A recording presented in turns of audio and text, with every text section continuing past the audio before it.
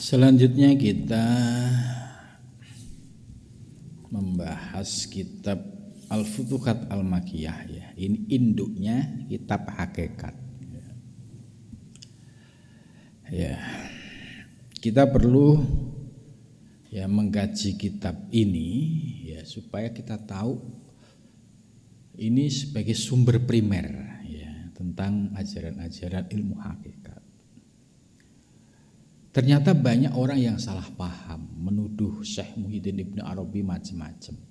Sementara dia tidak pernah baca kitabnya, apalagi memahami kata demi kata atas uraian-uraiannya. Ya ini banyak sekali kejadian seperti itu. Tidak pernah baca, tiba-tiba komentar yang tidak pas terhadap Syekh Muhyiddin Ibnu Arabi itu. Tambihun ya, tanbih itu pengiling, pengingat untuk diri kita. Tanbih ini ya berkaitan dengan penjelasan alif lam mim dzalikal kitabul la raiba fihi. Ya, kita sudah membahas rahasia alif lam mim. Alifnya apa, lamnya apa, mimnya apa, itu sudah dibahas. Nah, sekarang dzalikal kitab. Kenapa kok pakai dzalika? Kok enggak pakai tilka? Nah, ini Syekh Muhyiddin Ibnu Arabi akan mengurai rahasianya. Qala musannif dzalika ya. Dzalikal kitab itu isim isyarah. Isim isyarah yang menunjukkan mudzakkar. Walam yakul dan dia tidak berkata tilka ayatul kitab. Itu. Kenapa Al-Qur'an menggunakan redaksi dzalikal kitab, tidak tilka ayatul kitab. Ya, di sini baru diurai. Fal kitabu, maka bermula kitab. Ya, kitab di sini yang dimaksud adalah ya Al-Qur'anul Karim. Lil jam'i ya. Karena Al-Qur'an itu sebagai himpunan, maka disebut sebagai lil jam'i ya, himpunan. Himpunan dari seluruh ya isi alam semesta, baik yang syahadah yang nampak maupun yang gaib, itu panduannya semua sudah ada di dalam Alkitab Al-Qur'an. Itu. Maka kata lil jam'i ya, berarti Al-Qur'an itu sebagai himpunan. Himpunan dari apa yang ada di alam semesta ini. Sedangkan wal ayat dan bermula ayat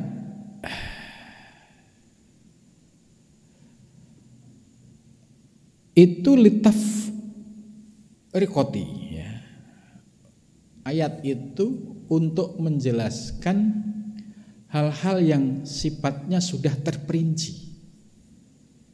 Ya, jadi Al-Qur'an itu himpunan dari kalam ilahi dan isinya ini adalah petunjuk ya untuk seluruh makhluk yang ada di alam semesta, dan isinya yaitu ya komplit meliputi alam syahadah dan alam gaib. Itu. Sedangkan ayat demi ayat itu sebagai uraian tafsir, uraian penjelasan. Maka kalau kita membaca Al-Qur'anul Karim ya, misalkan surat Al-Baqarah, itu isi daripada surat Al-Baqarah ya, itu isinya itu macam-macam. Ya, ada yang terkait dengan persoalan kisah tentang Musa, ada yang persoalan fikih, persoalan masalah-masalah akidah gitu. Semua ada di dalam Al-Baqarah. Maka di dalam memahami Al-Quran ya perlu basic keilmuan yang komplit, ilmu nahwu sorobnya paham, ya. Kemudian ilmu balanggohnya paham, ilmu usul fikihnya paham, kemudian ditambah ilmu tafsirnya paham, asbabun nuzul paham gitu. Jadi perubahan-perubahan dari istilahnya kalau dalam bahasa Indonesia itu dari paragraf-paragraf ini, oh ternyata ayat ini dari ini bahas satu poin. Kemudian nanti ada ayat lain bahas poin lain. Itu. Nah, ini diperlukan bekal keilmuan yang komplit. Gitu. Jadi tidak sebatas hanya membaca terjemahan ya kemudian sudah merasa alim alamah. Sebab di dalam terjemahan itu ya hanya menerjemahkan, tidak memahami rahasia-rahasia di balik penggunaan kata. Karena untuk mengungkap rahasia makna di balik kata perlu perangkat ilmu yang komplit tadi.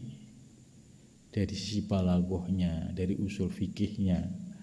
Terus ditambah kalau berkaitan dengan ilmu hakikat, ini perlu kedalaman rasa. Maka penafsiran para sufi disebut tafsir isyari ya karena basicnya itu adalah pengalaman-pengalaman yang sifatnya sir, yang sifatnya rahasia itu. Nah, di sini Syekh Muhyiddin Ibn Arabi menjelaskan bahwa Alkitab yang dimaksud dalam dalikal kitab itu menunjukkan sebagai sebuah kumpulan panduan ya. Sedangkan ayat demi ayat itu sudah terkait dengan penjelasan uraian atau tafsilnya. Wadzalika, dan kata dzalika mudzakkarun mufradun ya, itu isim isyarah.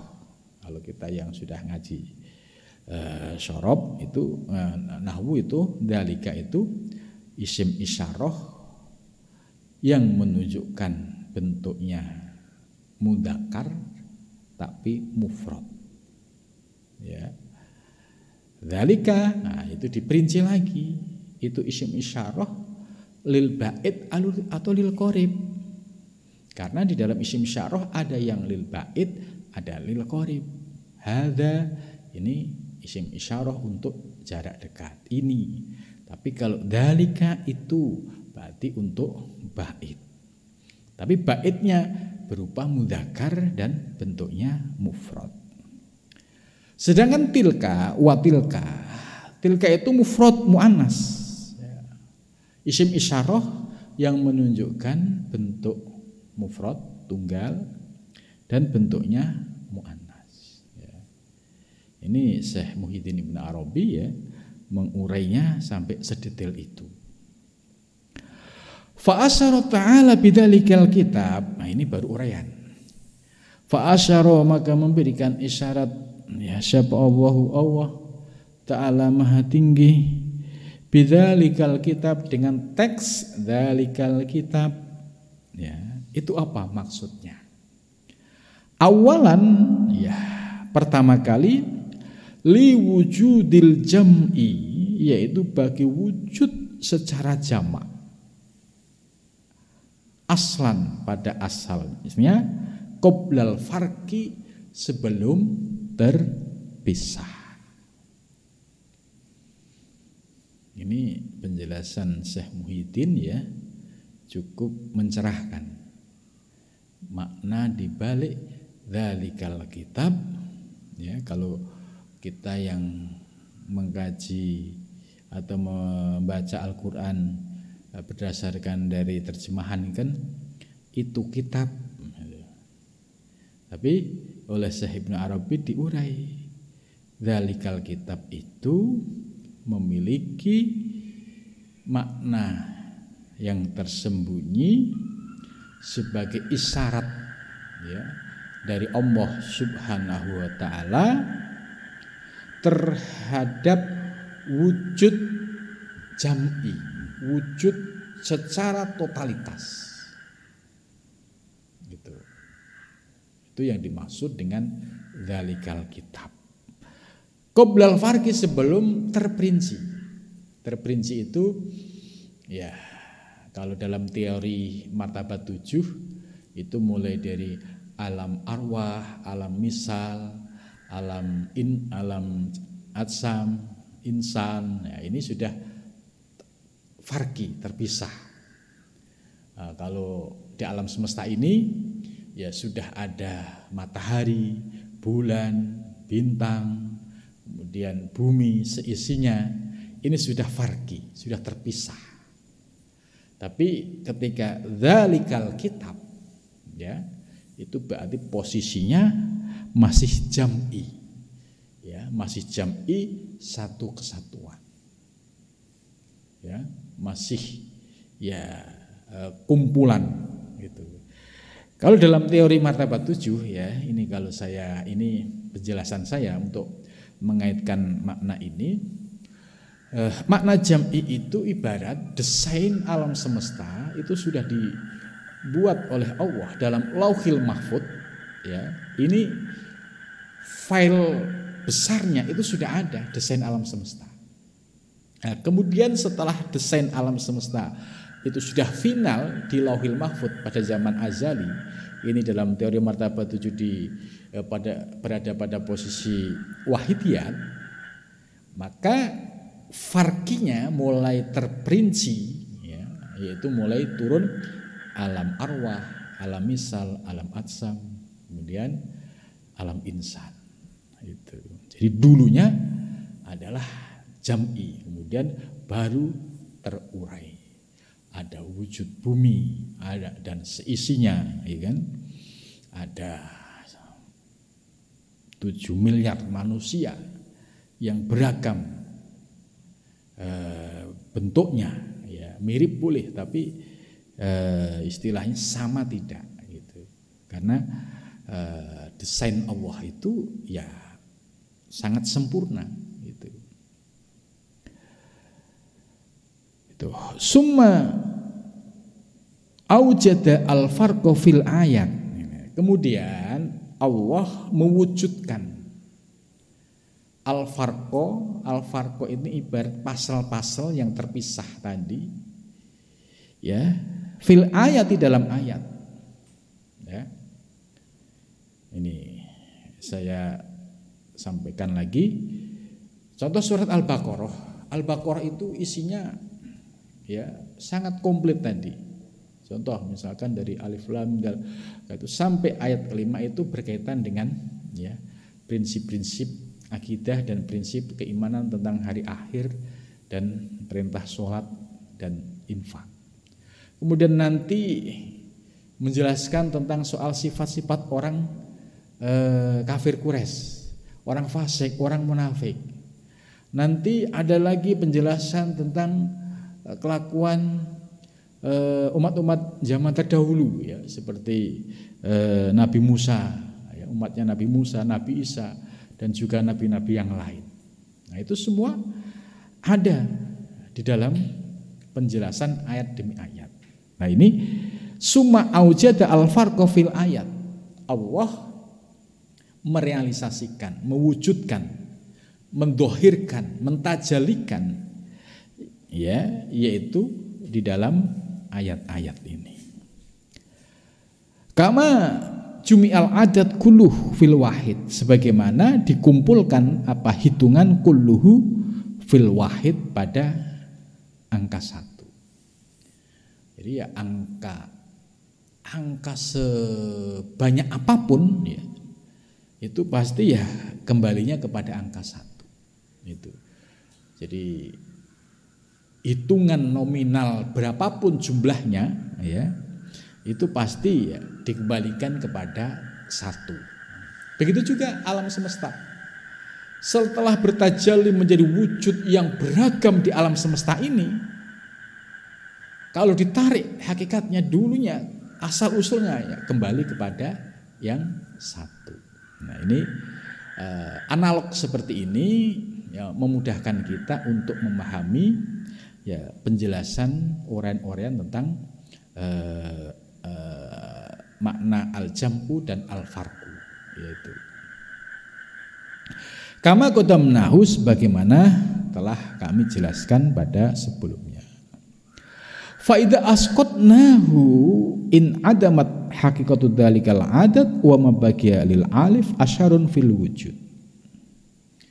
Tapi kalau kita memutusnya, maka hilanglah hakikat semua hitungan itu dan tidak tersisa bagi alif asarun fil wujud.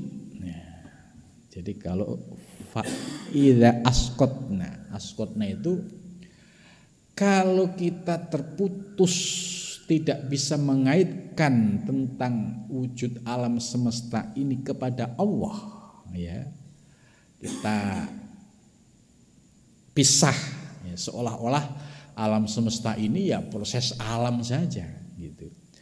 Tidak ada keterlibatan Allah.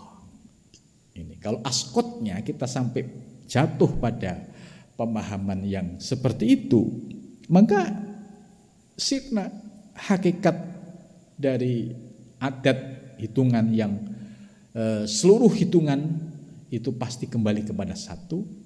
Begitu juga alam semesta ya kembali kepada yang satu. Maka kalau kita askotnya kita putus pemahaman dari aspek ketuhanan, maka akhirnya bisa berdampak seperti itu. Akhirnya menjadi ateis. Jadi orang-orang ateis yang tidak bisa mengaitkan wujud alam semesta ini kepada Allah, itu karena tadi askotnya, dia memutuskan. Nah, sehingga ada keterputusan, tidak bisa mengaitkan semua yang ada di alam semesta ini kembali kepada Allah. Maka perumpamaan dengan nominal tadi, kalau secara hakikat nominal apapun ya pasti awalnya dari satu. Begitu juga alam semesta wujud beragam pasti dulunya awalnya dari satu. Nah, jika demikian wama baqiya lil alif fil wujud asarun fil wujud, maka tidak tersisa di dalam alif itu asar. Asar itu pengaruh bekas fil wujud di dalam wujud. Ini kaitannya alif yaitu pada penjelasan alif lam mim. Kemarin kan ada uraian alif lam mim. Ya, alif itu apa? Lam itu apa? Mim itu apa? Ini di awal-awal penjelasan Syekh Muhyiddin Ibn Arabi sudah menjelaskan tentang rahasia alif lam mim. Nah, alif itu dijelaskan pada pembahasan sebelumnya itu sebagai simbol tauhid, simbol keesaan. Jadi muara seluruh wujud ya kembali kepada alif. Seluruh huruf rangkaian kata itu kembali kepada huruf hijaiyah. Huruf hijaiyah muaranya kepada alif. Itu kalau kita membaca penjelasan Syekh Ibnu Arabi pada sebelumnya. Itu. Jadi kalau kita terputus artinya tidak bisa mengaitkan dengan Allah sebagai al-fa'il al-hakiki, maka ya sirnalah tadi pemahaman tentang hakikat alif dan tentang hakikat adat hitungan tadi. Wa idza abrasnahu, apabila kita abrujnya itu menampilkan, menyatakan, mendohirkan baru zat alif, maka akan nampak apa al-alif fil wujud di dalam wujud tadi. Ya, contoh di dalam Al-Qur'an semua berbahasa Arab. Rangkaian dari kata demi kata. Kata demi kata di dalam Al-Quran itu mengerucut kepada huruf hijaiyah. Nah, huruf hijaiyah ini oleh Syekh Ibnu Arabi sudah dipetakan menjadi 4 bagian. Ada yang memiliki karakter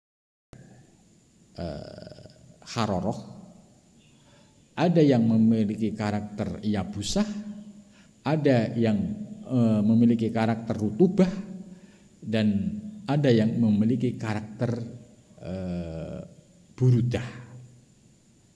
Dan ini nanti yang akan membentuk wujud alam semesta. Ini teori dasarnya Syekh Muhyiddin Ibnu Arabi ya, terkait perwujudan alam semesta yang dikaitkan dengan rahasia huruf.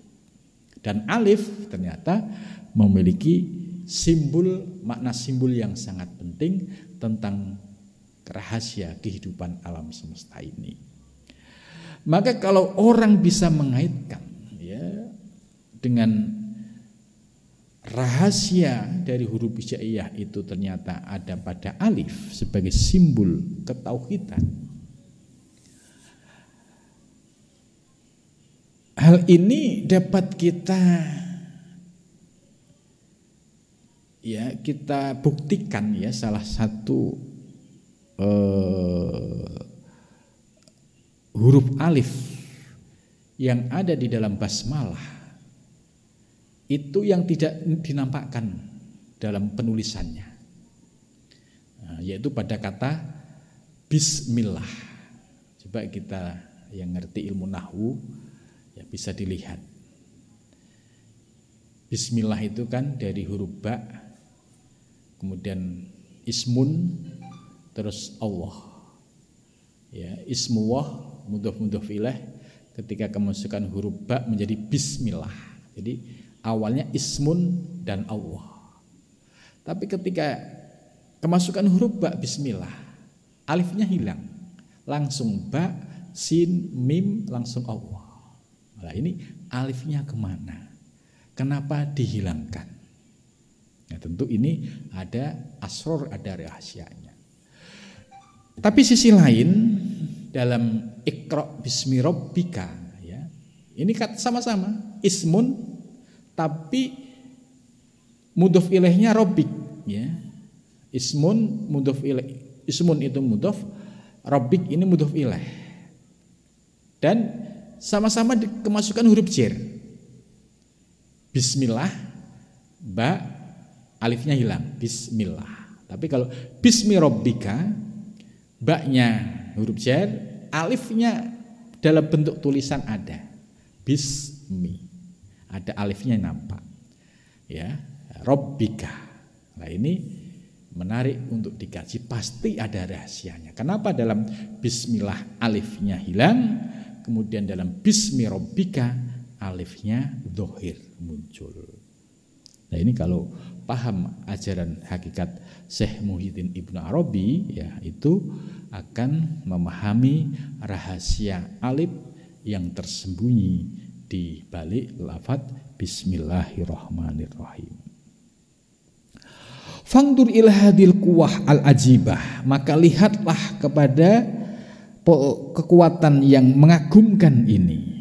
Allati aqtatha haqiqatul wahid, yang telah diberikannya yaitu hakikat satu.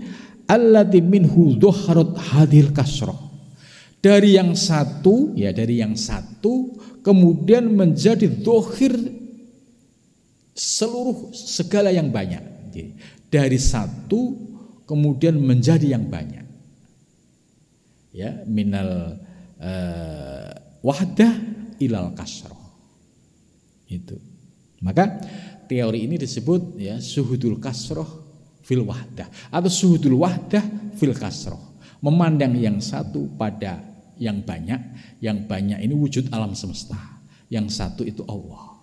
Atau suhudul kasroh memandang yang banyak itu makhluk fil wahdah pada yang satu. Ini lahirnya teori suhudul wahdah fil kasroh atau suhudul kasroh fil wahdah ini berasal dari Syekh Muhyiddin Ibnu Arabi ini. Beliau di sini menyatakan allati aqtadha haqiqatul wahid allati minhu dhaharat hadhil kasrah ila ma la yatanahi. Jadi dari satu kemudian menjadi zahir, menjadi nyata wujud yang beragam di alam semesta ini. Ya. Ila ma la yatanahi, sampai tak terbatas. Ya, coba aja bisa dihitung wujud manusia dengan ragamnya, pohon dengan ragamnya, binatang dengan ragamnya, masih yang bakteri-bakteri yang terus berproses gitu. Ini malaya tanah. Ya. Corona aja berproses terus. Ini kalau orang yang paham ilmu hakikat melihat corona, virus corona, ya nggak ada yang menggerakkan corona, ya nggak ada yang mengadakan, nggak ada yang menggerakkan, nggak ada, ya semua adalah kekuatan Allah Subhanahu wa taala. Wa huwa fardun fi nafsihi dzatan wa isman, dan dia adalah esa ya di dalam zatnya, zat dan nama. Summa aujat al-farqa, kemudian setelah menjadi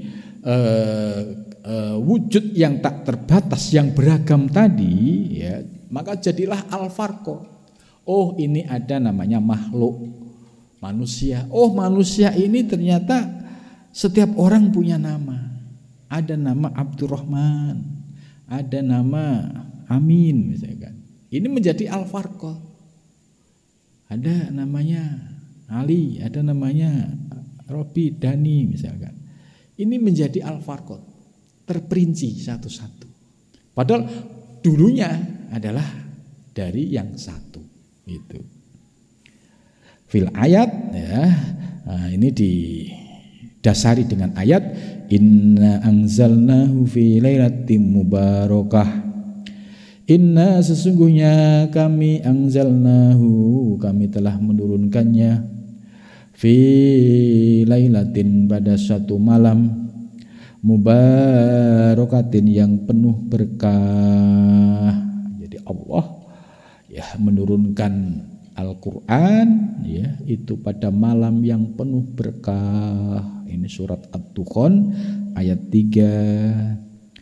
Terus ditambah ayat lain, summa qala, kemudian berfirman Allah, fiha yufraqu kullu amrin hakim. Gitu. Fiha, di dalamnya, yufraqu, terpisah, kullu amrin, setiap perkara, hakimin, yang ya sangat hakim, itu bijak ya. Akhirnya menjadi al-farqu, terpisah, terperinci, beragam wujud, beragam makhluk itu. Kemudian fabada bil jam'i ala kullu syai'in, kemudian dimulailah dengan jamak, yaitu menghimpun alladzi wa kullu syai', yang itu menjadi asal usul dari segala sesuatu, sesuai dengan firman Allah, wa katabna lahu fil alwahi min kulli syai', wa katabna, dan kami telah menulis, lahu, kepadanya, fil alwahi, di dalam alwah. Alwah itu papan, lauhun itu papan, al mahfud yang terjaga. Alwah itu jamaknya lauhun. Jadi wa katabna ini menggunakan fi'il madhi, artinya Allah sudah mendesain soal kehidupan atau wujud alam semesta. Fil alwah. Fil alwah itu ibaratnya kalau ilmu komputer itu filenya itu sudah finish. Desainnya itu sudah finish. Sudah ada di situ semua. Min kulli syai', dari segala sesuatu. Segala sesuatu itu apa? Apa yang ada di langit dan di bumi. Itu termasuk ya diri kita, termasuk wujud alam semesta ini. Jadi tidak bisa lepas dari qudrah dan iradah Allah Subhanahu wa ta'ala. Lah. Kemudian kenapa demikian? Itu dijelaskan bahwa fil alwah makomul farqi. Ketika di alwah itu masuk pada makom al farqi, terpisah. Sebab sudah terurai, walaupun terpisahnya masih dalam alam qadim. Ya, Desainnya itu sudah ada. Kemudian berproses madharnya ketika sudah wujud di alam semesta. Lah, kenapa kok ada seperti itu? Ya, itu sebagai mauidhotan wa tafsilan, yaitu sebagai nasihat dan perincian. Ya, soal dari yang sifatnya al-jam'u menjadi al-farqu, dari yang banyak alam semesta menjadi tafsil, menjadi rinci. Ya.